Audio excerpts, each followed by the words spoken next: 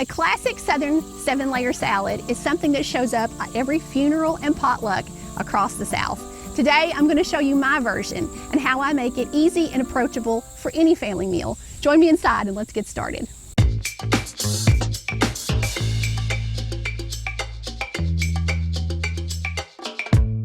Let's get started on this salad. Now, traditionally a 7-layer salad is made in a deep, clear bowl or something where you can see all of those layers. So if you don't have one, I'm going to link one that's similar on Amazon that you can pick up. You can make this in any dish as long as you have enough depth. So don't feel like you have to have anything particular for it.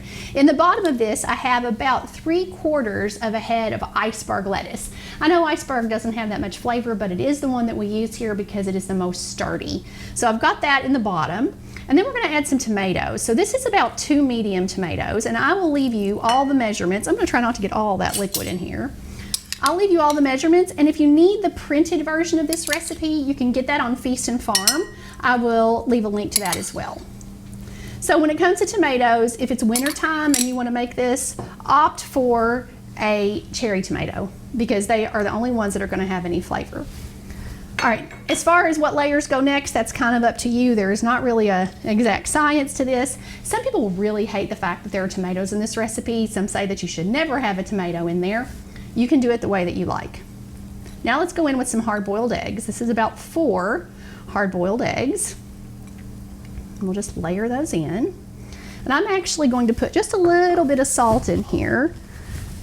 A pinch kind of in the middle gives it a little extra flavor. We always use sea salt. I don't use any iodized salt just because I like the extra minerals that come from sea salt, but whatever you like is fine.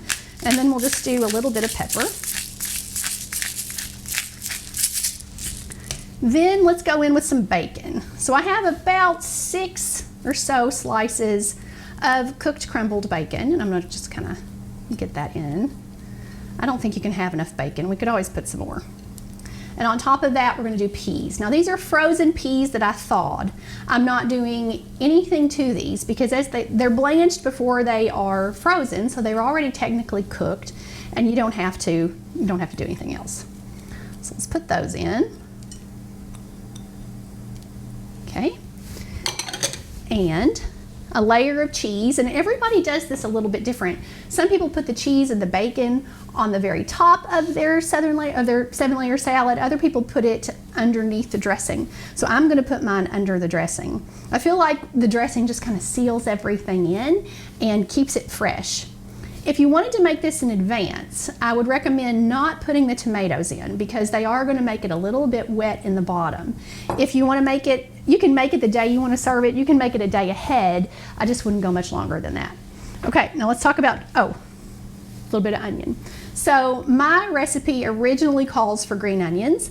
I forgot them at the grocery store, so we're going to go in with a shallot. Shallots are a milder blend. They're a little bit like garlic and they're a little bit like an onion. So we're just going to put a few of those in. We don't want to overpower people. And we're going to make dressing. So I'm going to slide this to the side and we're going to look in this bowl. In here I have 1 cup of mayonnaise, 1 cup of sour cream. And of course I'm always going to recommend that you make your own mayonnaise. If you're not up for that, at least try to find one that does not have canola oil in it. That's always important. And I'm going to put in about, you can do sugar, 2 tablespoons of sugar is what the original recipe calls for, but I'm going to do honey. I try to cut my sugar consumption back as much as possible, and honey is a perfect substitute. So we're going to put that in, and we're just going to mix all this together. It should be a similar flavor to coleslaw dressing in a way. It'll be a little bit sweet, but not overpowering. And it's just very, very simple. So get this mixed up. Make sure all that honey dissolves in there.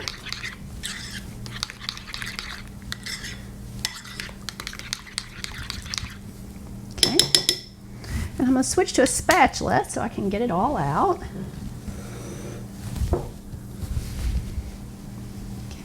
We're going to pour that over the top.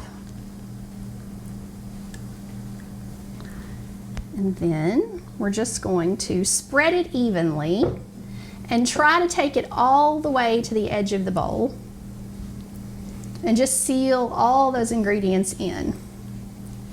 This is one salad. I think it takes on a better flavor if it can sit for at least a couple of hours before you want to serve it. And then to serve it, what I would do is just take a little bit of black pepper and grind that over the top, and it's ready to go. For a heartier version, check out this steak salad you can find right here, and I'll see you in the next video. Have a great day, guys.